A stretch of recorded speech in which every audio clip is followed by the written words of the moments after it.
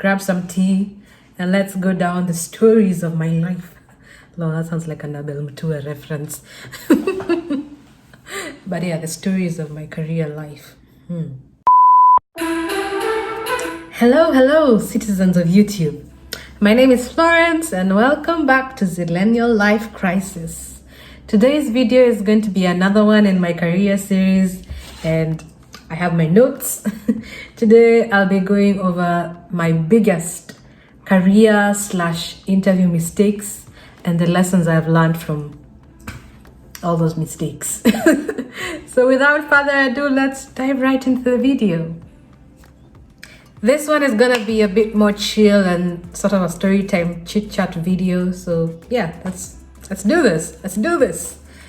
Mistake number one, or rather lesson number one that I learned, is that timing is important. Timing is important. And this story takes me back to, was it second year? Yeah, at the end of second year, just before my long holiday break after second year, I chose to apply for an internship at one of the biggest telco companies in Kenya.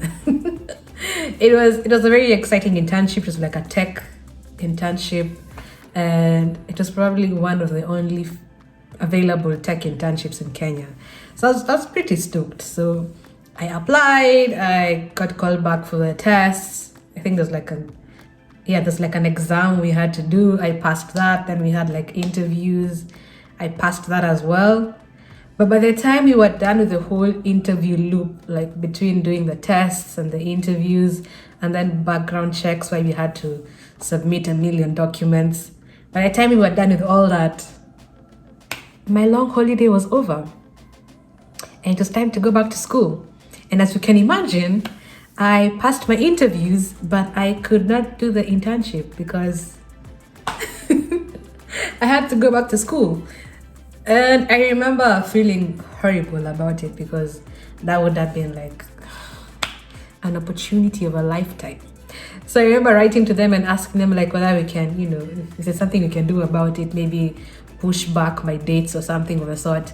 And they were willing to hold my place till my next holiday, because I think there were 3-month cohorts. So there's like a Jan to March, May to July, and then September to November.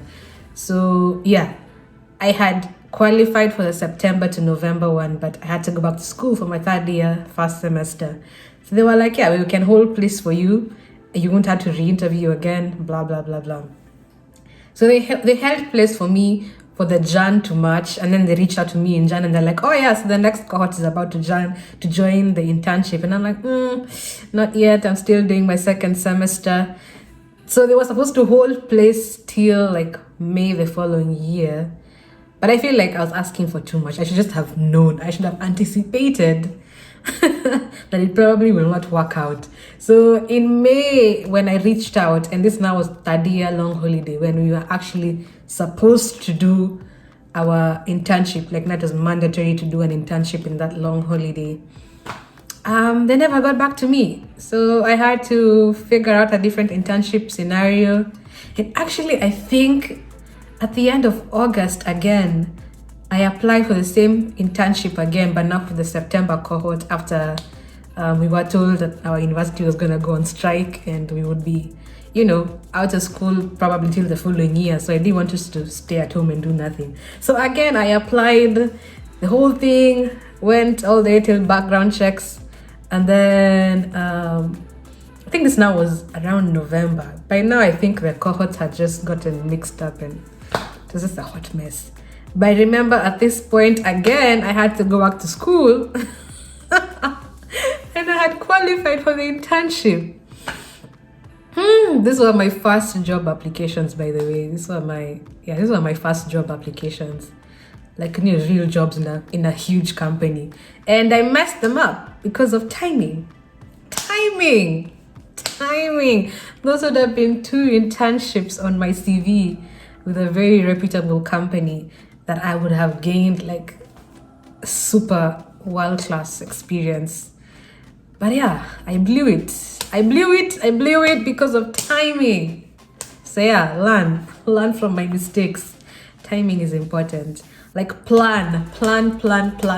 If you know you want to be interning between May and I don't know, May and August, make sure you're applying as early as January, February, so that you complete the entire interview loop by like April, and then you begin in May. You can't begin applying for a role in May to begin in May. I mean, it can happen. You can do the whole interview loop in a week. It happens. But most times it will take a month, 2 months, 3 months. So yeah, just timing. The second one is failing to prepare for tests, even when they sound trivial. This one hurts. It hurts a bit when I remember it. This happened in my fourth year, first semester. I was applying for a graduate role for one of the big 4 accounting firms. One of the tests they had was a personality test. And I thought to myself, Florence, do you really need to prepare for a personality test? Like, what could go wrong? Honestly, what could go wrong in a personality test? You have done many tests in your day. You have gone from kindergarten, primary school, high school, university. You have done so many tests in your life. Do you really need to prepare for a personality test? Like, what do you even prepare during a personality test? Like, are you gonna change your personality? Like, it didn't make sense. And Florence didn't prepare for the personality test. Yay! She went in very confident onto the site and filled out those questions very truthfully. A bit too truthfully. I actually did the test as if I was doing it for myself to figure out what personality I am. By the way, if you're curious, I'm a logician, INTP, just saying. So I did it in that like frame of mind where I want to be as truthful as possible, so that like it tells me what personality I am. What I didn't know is that you should separate your professional personality from your normal personality. So I was very truthful in my answers. And they ask you things like, are you an organized person? And I feel like in your professional personality, you want to say yes, but maybe in your real personality, you're not. So you say you're not. They ask you, do you like mundane tasks? In your real personality, you're like, no, but maybe in your professional personality, you should be saying yes, you like repetitive stuff. Do you like following the law? Or do you like chart your own path? I was out there saying I like to chart my own path. Or things like, I go with the flow, I don't exactly plan things. But professionally, you want to have a plan and, do not procrastinate, deliver on time, follow the rules. So, I don't have to tell you that I failed the interview. When I think about that story and how my candidacy with that company ended because of a personality test, it still hurts. It still hurts because, guys, a personality test. But anyway, I guess the broader lesson here is 2 things. 1, more trivially, your professional personality can be different from your real personality. And 2, the bigger lesson here is to always prepare. Always prepare for your interviews, even when they sound trivial. If I had gone online and searched, personality tests as interviews, why do companies give personality tests? What to expect in a personality test as an interview? Blah, blah, blah, blah. I would have found out that they're asking you about your professional personality and not your real personality. And I would have answered some of those questions very differently. Because even when I think about it, at work, I am sort of different from the way I am in my other life, like normal life. So at work, I do follow like the rules. I do plan my work. I do, deliver on time. All those things that I was saying I don't because I was thinking about my personal life. Like in my personal life, if you ask me, I don't know, what do you want to do next week? I won't tell you. But if I'm working and you ask me, what are you working on next week? I'll probably know what I'm working on because I have it planned out. So if I had just prepared for that interview, I'd have known to respond to the questions based on my professional personality and not my personal personality. Point is, always prepare, even when it sounds trivial. Number 3 sort of relates to number 2, which is research your role before you apply for the job. I know, again, it sounds trivial, but as we have seen in the previous stories, Florence seems not to learn these trivial things until she makes a mistake. So, again, here's another mistake I made. This one takes me to 4th year, 2nd semester. So, school is coming to an end, and there's this pressure for adulting. You need to have a job lined up as you graduate because you're going into the into the world to become an adult, a responsible adult who pays bills and taxes. Lol. Anyway, so I was applying to as many roles as I thought fit what I thought adulting should look like. So I ended up applying for a consulting role at one of the big consulting firms. It was a tech consulting role, so I thought it would be a technical role. Turns out it really wasn't, and I wish I knew before I applied because I wouldn't have wasted my time and the interviewer's time. So yeah, so I applied to this company. I had checked what the consulting role in tech looks like, and it seemed to be quite technical, to be honest. But what I forgot is that sometimes these international companies, the scope of the role abroad is sort of more technical than it is in Kenya, and maybe a bit more broad abroad than it is in Kenya. Broad abroad. Anyway, so I forgot to account for that. I go in, I do the first exam. It was like an aptitude test exam sort of thing, and I passed that. And then the next set of interviews were meant to be case interviews where they give you like real life work scenarios that you need to work through the way you would when you get employed. And they had coaching sessions for the interviews. This is how you know it's real. When the company itself that's interviewing you takes the time to coach you on how to interview. That's how you know it's gonna be a difficult interview. And I remember they had said like a business degree is not required. So I go into this coaching session with nothing much in mind. I'm not too sure like what this consulting thing is, but I know my tech, like I know the tech side. So I'm like, what, like if worst comes to worst, I feel like my tech knowledge would be useful. So I go in. It was me and some other lady who had an economics background. So we sit down and they explain what case interviews are. I had sort of like peeped at them on YouTube before the coaching interview, but I was like, I don't need to prepare for a lesson, where you're preparing to go get taught. Just walk in open-minded and just go get coached. So I go in, and after like a brief intro on what the company does and like what consulting is all about and the day-to-day life, blah blah blah, they give us like the first case question. So they read it to us, as I guess they do in consulting firms, and the person who's coaching goes like, so how would you attack this?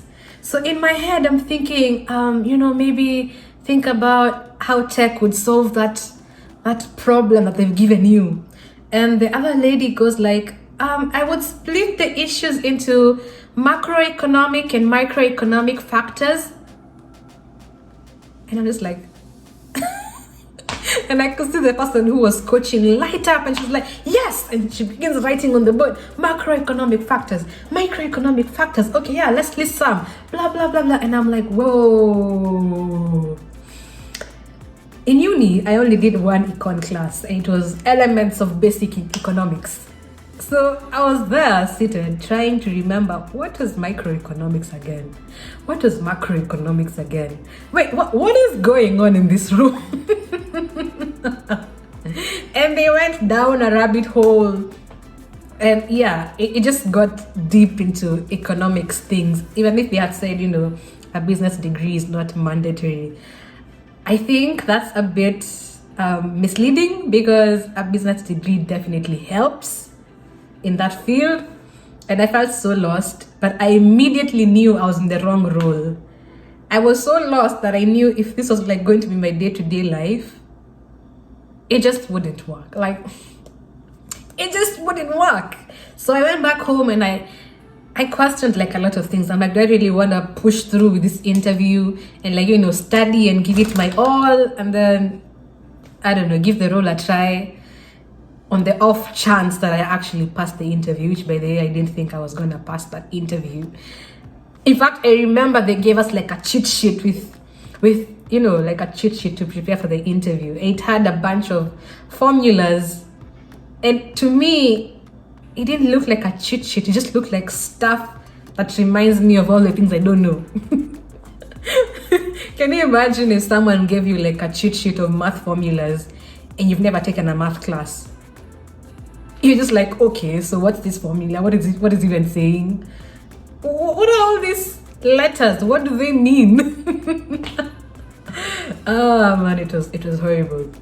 Horrible. There were things I have never had outside like the news spectrum, like mergers and acquisitions and like frameworks, and I'm just like, wow, wow.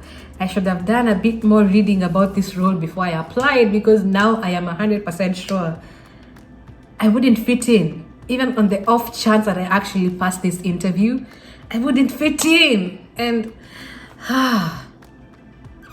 long story short, I ended up just emailing them and, withdrawing my candidacy. And it felt horrible because I felt like I wasted my time and their time.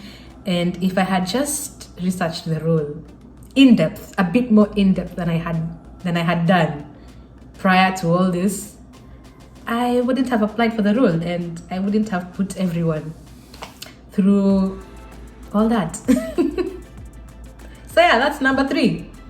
Research the role before you apply. Trivial, but it took me a whole interview loop to learn that. Typical Florence. My 4th and final lesson for this video is, in communication, delivery of the message matters, sometimes even more than the message being delivered itself. So yes, you need to be very conscious about how you deliver a particular message. And most times you should use grace. You should deliver the message gracefully. This story takes me back to yet another interview that I messed up, as has been the common theme of this video. So in this particular interview, this was after my 4th year of uni. Now I'm, in the working world. I'm a whole adult in the working world. Oh, how prestigious. Really, no, adulting is the ghetto. Let me just tell you, adulting is the ghetto. Anyway, I digress. So I was in the working world, fresh out of uni. Anyway, so during the interview, you were given a task and you were supposed to come back and present your answer and then explain why you answered the question the way you did. So I did exactly that. So I came back, I explained why I did what I did, and there was a bit of a what's the word? There's a bit of a disagreement.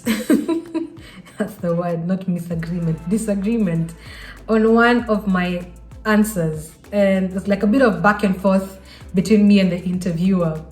It got quite heated. And if anyone knows me, if you know me well, you would know that words like bold, confident, assertive are things that I use to describe me a lot, because I'm not very meek. I was very bold and assertive and confident about my approach, because I was basing it on facts, but I felt like the other person was coming in with not too many facts backing their argument. Anyway, point is, the back and forth went for a bit longer than it should have, and I don't think I used grace when delivering my argument. I was very and long story short, I failed that interview. And what I learned is, in as much as you're bold and confident about the things you believe in, and you're passionate and you believe in facts, and everything needs to be based on facts, not everyone is that way.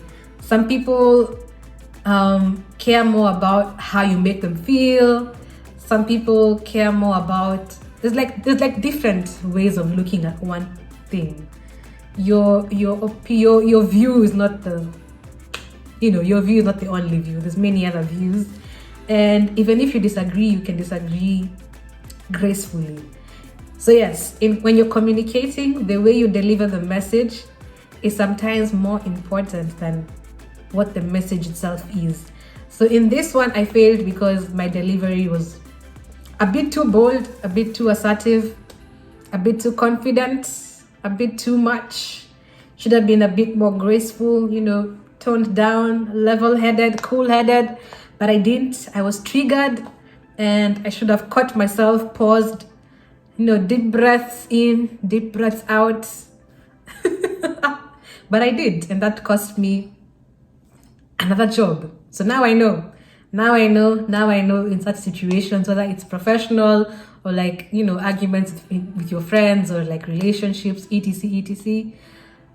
How you deliver the message matters. Sometimes even more than the message.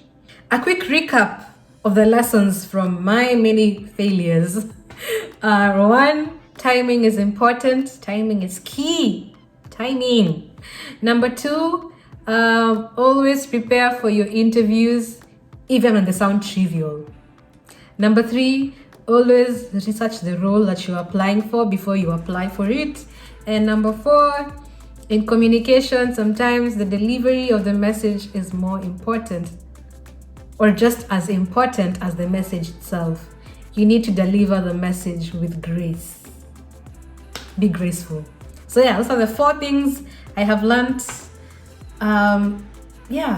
in my short career journey. And with that, we have come to the end of the video. Those are the 1 million ways, okay, maybe 4 ways I have sabotaged myself and screwed up at interviews, missed opportunities. I hope it was entertaining, which is a bit sinister. Enjoying me telling you about my failures, but most of all, I hope it was informative and you learned from my mistakes, such you don't have to make the same mistakes yourself.